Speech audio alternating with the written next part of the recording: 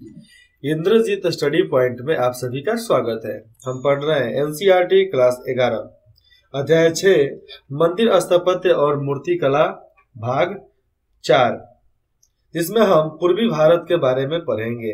हमने अभी तक पश्चिमी भारत, उत्तरी भारत, दक्षिणी भारत, मध्य भारत के बारे में पढ़ लिए हैं। अब आते हैं पूर्वी भारत के बारे में। तब पूर्वी भारत के मंदिरों में भी, पूर्वी भारत के जितने भी मंदिर हैं, तो उन सभी मंदिरों में वे सभी मंदिर शामिल है जो पूर्वोत्तर क्षेत्र बंगाल ओडिशा में पाए जाते हैं। इन तीनों में से प्रत्येक क्षेत्र में अपनी अपनी विशिष्ट किस्म के मंदिरों का निर्माण किया गया है। अलग अलग मंदिरों के बारे में मैं बताता हूँ धीरे धीरे। पूर्वोत्तर क्षेत्र और बंगाल के वास्तुशिल्प, उधर के बनाने वाले वास्तुशिल्प के इतिहास का अध्ययन करना कठिन हो गया है, क्योंकि उन क्षेत्रों में निर्मित अनेक प्राचीन मंदिरों में, उधर के जितने भी बने हुए हैं, तो अनेक प्राचीन मंदिरों के भवनों का निर्माण कर दिया गया है। और उन स्थलों पर उन जगहों पर इस समय मंदिरों का जो रूप बचा हुआ है वह पूर्वोत्तर काल में ईंट और कंक्रीट का बना हुआ है। वो पहले के समय में ईंट और कंक्रीट को मिलाकर बनाया जाता था, जो हम अभी जानते हैं।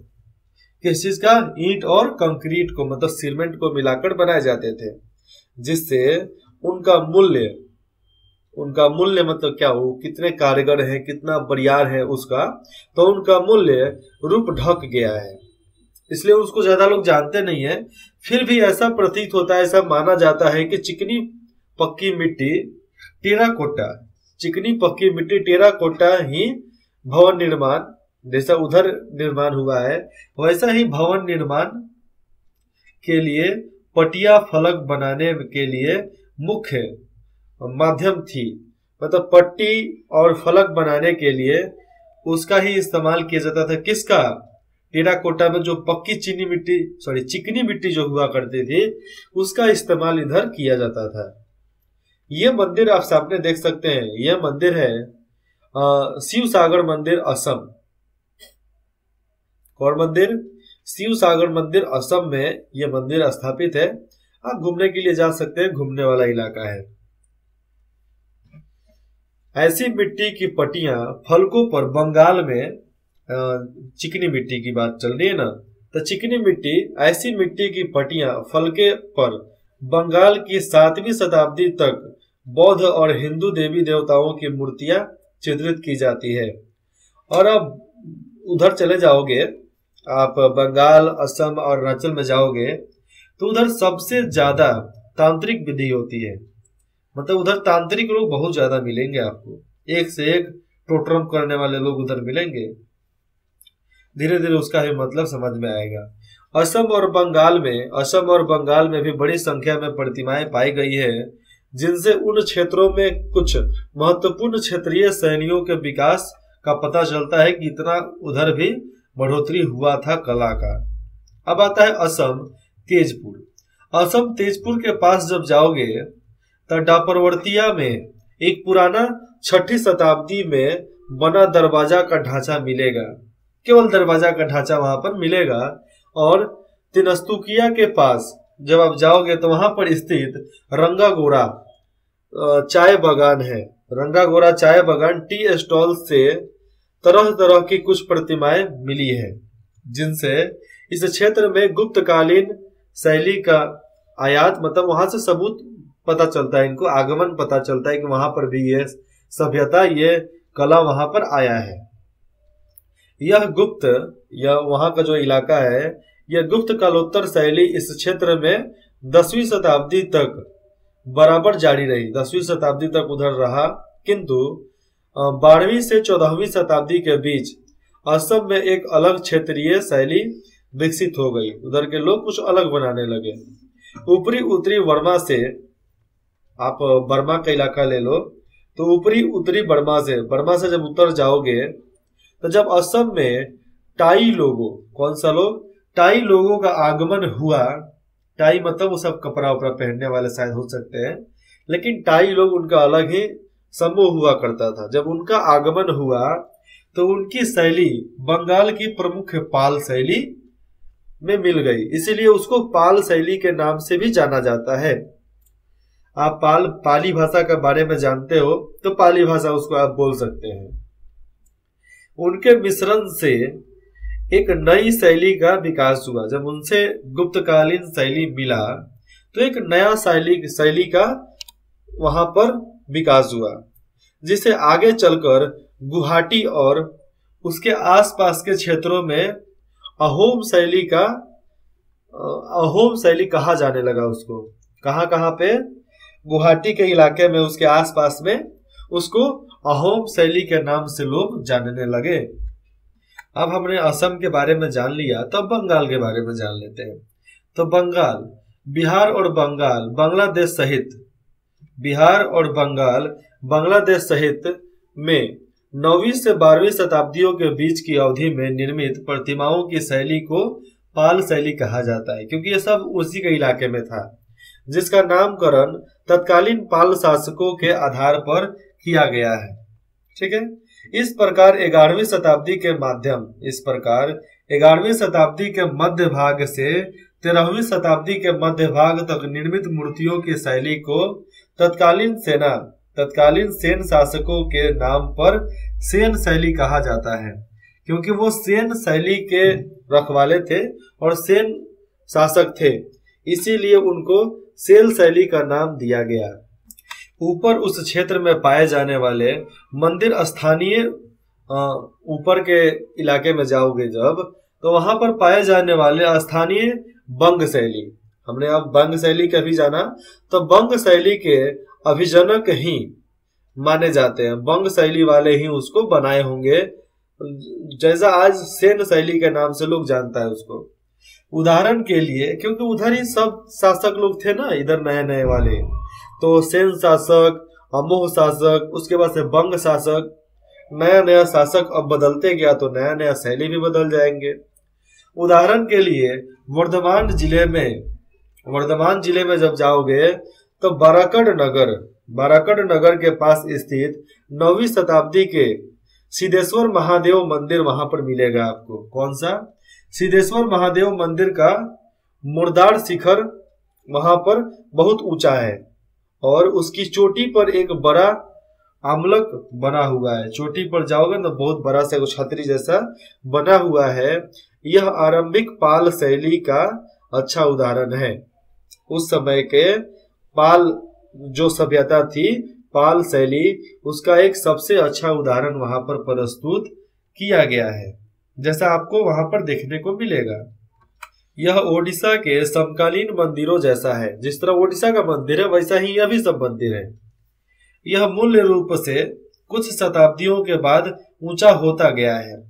कुछ यहाँ पर देखा जाए समकालीन मंदिरों जैसा, मतलब ये मूल रूप से, साधारण रूप से ये शताब्दियों के बाद, 100 वर्ष के बाद इसको कोई बढ़ाया गया होगा। अपने से तो बढ़ेगा नहीं, इसको बढ़ाया ही गया होगा। 9वीं से 12वीं शताब्दियों के बीच बने अनेक भवन, जो 11वीं से 12वीं शताब्दियों के बीच में, 9वीं से 12वीं शताब्दियों के बीच में जो बना है भवन, पुरुलिया जिले में, कौन सा जिला? पुरुलिया जिलों में तेलकुपी स्थान पर स्थित है। कौन सा? फिर से समझो यहाँ पे, 9वीं से 12वीं शताब्दियों के बीच बने अनेक भवन कहाँ पर हैं?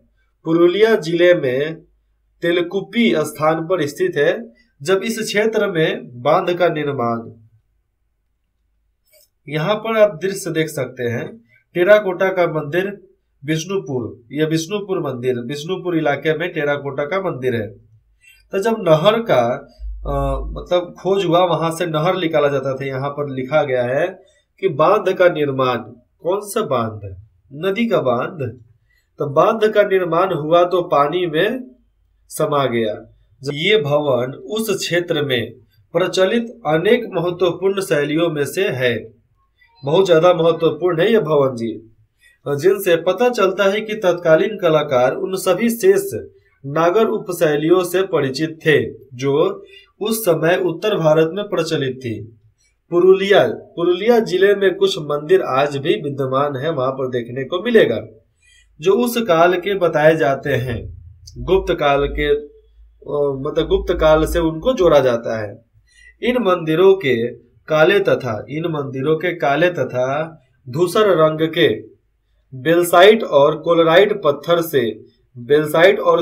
पत्थर से जो भी स्तंभ तथा मेहराबी ताको मतलब डिजाइने वहां पर जो बनाई गई है, समझ रहे हो ना, वह गौर और पंडुआ में स्थित भवनों को जो वहां पर भवन बने हैं उसको, जो प्रारंभिक बंगाल सल्तनत के समय के हैं। जो मुगल साम्राज्य आया तो बंगाल में अपना सल्तनत लगाया, तो उसमें भी ये सब आकृतियां देखने को मिलेगा। बहुत प्रभावी किया, मतलब वहां पर जो बंगाल सल्तनत था वो बहुत उन सब मंदिरों को प्रभावित किया, मूर्ति को तोड़ा, लूटा बहुत ज्यादा, और उस सारे डिजाइन को अपने इलाके में भी, अपने महल में भी बनवा लिया। इसी प्रकार बंगाल की अनेक स्थानीय भवन, इसी तरह देखें तो बंगाल के बहुत ज्यादा स्थानीय भवन निर्माण की परंपराओं ने भी उस क्षेत्र की मंदिर शैली को प्रभावित किया। और इन स्थानीय परंपराओं में सबसे अधिक महत्वपूर्ण था बंगाली झोपड़ी। वहां पर सबसे अच्छा दिखेगा महत्वपूर्ण तो बंगाली झोपड़ी। तो बंगाली झोपड़ी की बांस की बनी छत, वहां पर फिर से आप समझो इस लाइन को। इन स्थानीय परंपराओं में सबसे अधिक महत्वपूर्ण था बंगाली झोपड़ी की बांस की बनी छत का एक और ढलान या उसकी मुड़ी हुई शकल, मतलब उस झोपड़ी को एक तरफ मोड़ कर रखा जाता था। इस लक्षण और विशेषता को आगे चलकर मुगल कालीन इमारतों में भी अपना लिया गया। जो मुगल लोग थे उनके इमारत, उनके भवन, उनके महल में भी उसको अपना लिया गया, जगह दिया गया। ऐसी छत को संपूर्ण उत्तर भारत में बंगाल छत कहा जाता है। पूरा उत्तर भारत में उसको बंगला छत के नाम से लोग जानते हैं। मुगल काल में, कहाँ पे? मुगल काल में, जब आज से करीबन 400 वर्ष 500 वर्ष पहले से, तब मुगल काल में और उसके बाद पक्की मिट्टी की ईंटों से बीसियों मंदिर बंगाल और आज के बांग्लादेश में बनाए गए। जब मुगल साम्राज्य आया तो उसके बाद से बीसियों मतलब बहुत ज्यादा मंदिर वहां पर बनवाया गया, जो ईंट से बना था। किससे? ईंट से, जो आज बांग्लादेश में आता है। ये बांग्लादेश को अलग नहीं करना चाहिए, इसको भी हिंदुस्तान में मिला लेना चाहिए। अब इनकी शैली जो है अपने किस्म की अलग ही थी, उनकी शैली अपने किस्म की अलग ही थी, जिसमें बांस की झोपड़ियों में प्रयुक्त स्थानीय निर्माण तकनीकों के तत्व तो शामिल थे ही, साथ ही पाल शैली के बचे खुचे पुराने रूपों और मुस्लिम वास्तुकला के मेहराबों और गुंबदों के रूप को भी उनमें शामिल किया गया था।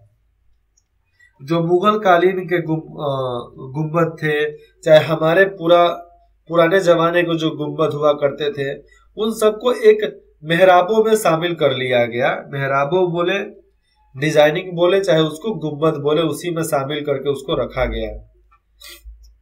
इस शैली के भवन जो थे, इस शैली के भवन विष्णुपुर, वांकुरा, वर्धमान और बीरभूम में स्थान पर मिलते हैं। जगह जगह पर आपको देखने को मिलेगा।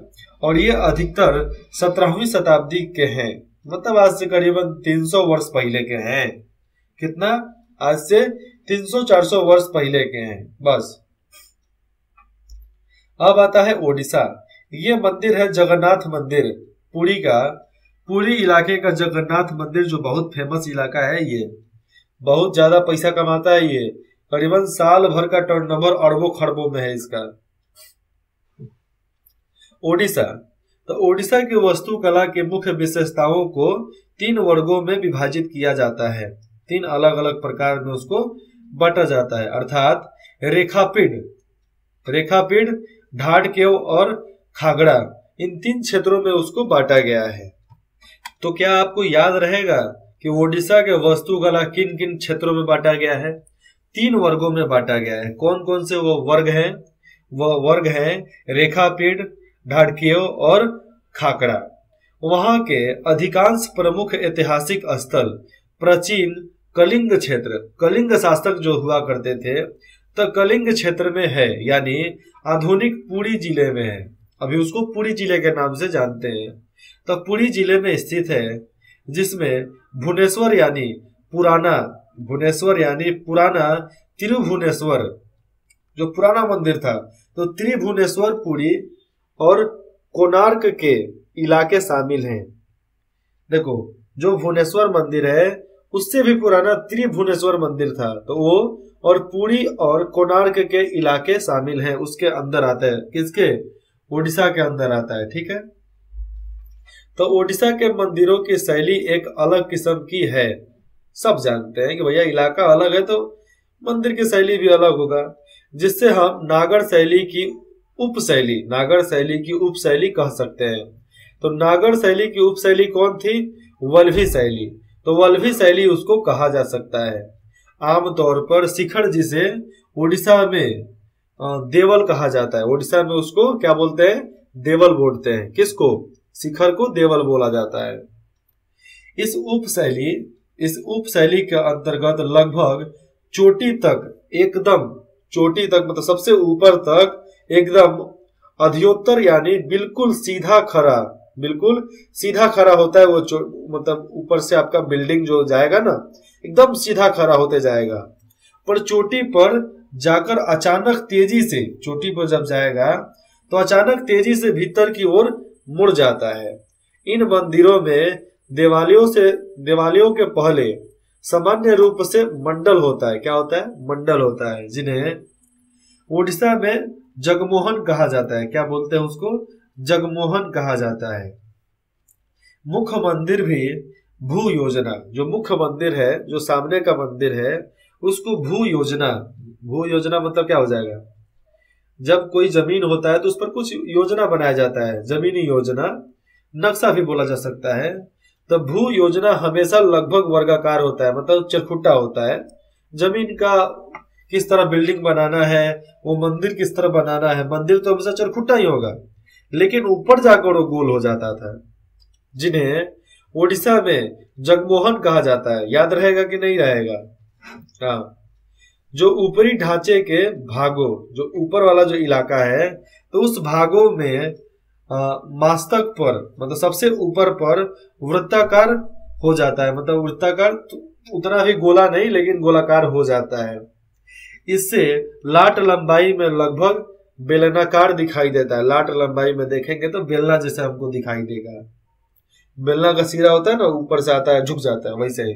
लेकिन बाकी जगहों पर जाओगे तो बेलना पतला पतला होता है, आपको दिखेगा नहीं करेगा कि वो किधर झुक रहा है किधर नहीं, लेकिन फिर भी कुंडी पर झुकता है ना। लाट के आले दिवाले, याद रहेगा, लाट के आले दिवाले आमतौर पर वर्गाकार होता है। वर्गाकार मतलब पूरा चरखुट्टा होगा, ऊपर जाकर मिल जाएगा। तब मंदिरों का बाहरी भाग अत्यंत उत्कीर्ण होता है। कैसा होता है? एकदम उत्कीर्ण होता है। कहाँ का? बाहरी का भाग एकदम स्पष्ट दिखाई देता है, जबकि भीतरी भाग आमतौर पर खाली होता है। बाहर के भागों पर कुछ ना कुछ बनाया हुआ रहता है, कुछ ना कुछ तो उतार दिए जाते हैं, लेकिन भीतर के भाग पर नहीं, वो खाली रहता है। क्यों? उड़ीसा के मंदिरों में आमतौर पर चहार दीवारी होती है, मतलब 4 दीवार होते हैं। हर मंदिर में 4 दीवार ही होते हैं, लेकिन वो पुराने मंदिर जैसा नहीं होता है। अब बंगाल की खाड़ी के तट पर स्थित, बंगाल की खाड़ी मतलब पूरा इलाका जहां से पानी नीचे समुद्र में गिरने वाला, झरना में गिरने वाला है, वहां पर स्थित कोणार्क में भव्य सूर्य मंदिर के अब भग्नावशेष ही देखने को मिलता है। मतलब बहुत कम अवशेष वहां पर देखने के लिए बचा है, बाकी सब खत्म हो गया है। यह मंदिर 1240 ईस्वी के आसपास बनाया गया था और इसका शिखर बहुत भारी भरकम था। जो इसका ऊपर वाला इलाका था बहुत भारी भरकम था और कहते हैं कि उसकी ऊंचाई 70 मीटर थी। उसकी ऊंचाई कितनी थी? 70 मीटर। मतलब आज से देखा जाए तो 5 से 6 मंजिला उतना ऊपर था। इसका स्थल इसके भार को, जो उसका स्थल जो था नीचे वाला इलाका, उसके भार को न सह सका, इसलिए यह शिखर 19वीं सदी में धराशायी हो गया। मतलब आज से 100 वर्ष पहले वह बर्बाद हो गया, गिर गया। मंदिर का विस्तृत संकुल, मंदिर का वो पूरा इलाका जो देखेंगे एक चौकोर परिसर के भीतर स्थित है। एकदम चौकोर है वो, एकदम 4 कोना वाला है, उसके भीतर ही वो बना है। उसमें से अब जगमोहन यानी नृत्य मंडप ही बचा है। सबसे लास्ट वाला नृत्य मंडप अब छोड़ गया है, वही बच गया है, बाकी सब खत्म हो गए हैं। और भैया लोग तो कमाल के होते हैं, कुछ टूटता है तो लोग वहां से थोड़ा थोड़ा करके पूरा ढो डालते हैं, सब खत्म कर देते हैं। अब इस मंडप तक पहुंचा नहीं जा सकता है, पर इसके बारे में यह कहा जा सकता है कि यह मंडप हिंदू वास्तुकला में सबसे बड़ा घिरा हुआ आता है। यहाँ पर देखो, ये जो मंडप है, यहाँ पर कहा जाता है कि इसके बारे में यह कहा जाता है कि यह जो मंडप है हिंदू कलाकारी में सबसे बड़ा घिरा हुआ अहात है। मतलब सबसे ज्यादा इसका इस्तेमाल किया जाता है, सबसे बड़ा इसके में, मतलब सबसे ज्यादा इसके बारे में बात किया जाता है। जैसे में नीचे देखोगे तो सूर्य मंदिर एक ऊंचे आधार, मतलब वेदी, मतलब एक चरखुटा जगह पर उसको बनाया गया, उसी पर स्थित है। और इसकी दीवारें व्यापक रूप से अलंकारिक उत्कीर्ण से ढकी हुई है। मतलब कुछ ना कुछ उस पर बनाकर उसको ढक दिया गया है दीवार को। इसमें बड़े बड़े पहियों के 12 जोड़े हैं, पूरा 12 जोड़ा पहिया उसमें लगाया गया। 12 जोड़े मतलब कितना? 12 जोड़े मतलब दोगुना कर दो, 24 चक्का इसमें लगा हुआ है। तो पहियों में आरे और मतलब चारों तरफ के घेगाड़ी, और उसमें नाभि केंद्र हब, जिसमें रॉड लगाया जाता है चलने के लिए। जो सूर्यदेव की पौराणिक कथा का स्मरण करते हैं, जिसके अनुसार सूर्य 7 घोड़ों द्वारा खींचे जा रहे रथ पर सवार होते हैं और उसी के साथ अपनी रोशनी को धरती पर पहुंचा देते हैं। यह सब प्रवेश द्वार है। क्या है? ये सब आने वाला द्वार है, जाने का नहीं। ये सब तो अभी आने का है, जाने का आगे है। ये देखो, ये सूर्य मंदिर कोणार्क का मंदिर है। ये आप अधिकतर 50 या 100 रुपए के नोट पर आपको देखने को मिलेगा। और ये तस्वीर को बड़ा सहेज कर रखा गया है जी, पूरा एकदम सजा धजा कर रखा गया है। क्यों? क्योंकि इसका इस्तेमाल हम कभी भविष्य में कर सकते हैं। और यह सब प्रवेश द्वार है, प्रवेश द्वार के सियान है, मतलब सीढ़ियां हैं वो। तो सीढ़ियों पर ये उकड़े हुए हैं, मतलब सीढ़ियों पर ही बनाया गया है। और इस प्रकार यह संपूर्ण मंदिर किसी शोभा यात्रा में खींचे जा रहे विशाल रथ जैसा प्रतीत होता है। किसी शोभा यात्रा में उसको खींच कर लेकर जाया जा रहा है। आप जब मौर्योत्तर कालीन के बारे में पढ़े थे तो उसमें भी यह बताया गया था। नहीं, उसके बाद वाला अध्याय 4 में आपको यह पढ़ने को मिला होगा। हमें तो पता है कि हमने पढ़ाया है, आप पढ़े हो कि नहीं याद करो। मंदिर की दाहिनी दीवार, अब आता है मंदिर की दाहिनी दीवार पर सूर्य की एक विशाल प्रतिमा है जो हरे पत्थर की बनी हुई है। ऐसा कहा जा सकता है कि पहले ऐसी 3 आकृतियां थी यहाँ पर। कितना? 3। उनमें से हर एक आकृति एक अलग किस्म के पत्थर का बनी हुई, मतलब हर आकृति जो था अलग अलग किस्म का बना हुआ था, अलग अलग दिशा की ओर अभिमुख थी, अलग अलग दिशा के तरफ उसको लगाया गया था मुख करके। चौथी दीवार पर मंदिर के भीतर जाने का दरवाजा बना हुआ था, जहां से सूर्य की वास्तविक किरणें गर्भगृह में प्रवेश करती थी। मतलब सूर्य जब सुबह सुबह निकलते थे तो उनकी जो किरण, मतलब उनका जो प्रकाश था, सीढ़ियों के रास्ते होते मंदिर में जाकर गर्भगृह में मूर्ति के पास जाएगी और छूकर वहां से वापस चली जाएगी। क्योंकि उसके बाद तो सूरज आसमान पर चला जाएगा, आसमान के बाद जाकर पश्चिम में सूर्य उदय, मतलब सूर्य को ढलना ही है। अगले भाग 5 में हम पढ़ेंगे पहाड़ी क्षेत्र। पहाड़ी क्षेत्र में कैसे कैसे मंदिरों को किस किस प्रकार का बनाया गया था। ठीक है, इंद्रजीत स्टडी पॉइंट में जुड़ने के लिए आप सभी का बहुत बहुत धन्यवाद। आशा करते हैं कि आपको जो भी डाउट हो, दिक्कत हो, आप बेझिझक हमें कमेंट करके बता सकते हैं। धन्यवाद। 24 घंटे के अंदर आपको रिप्लाई दे दिया जाएगा।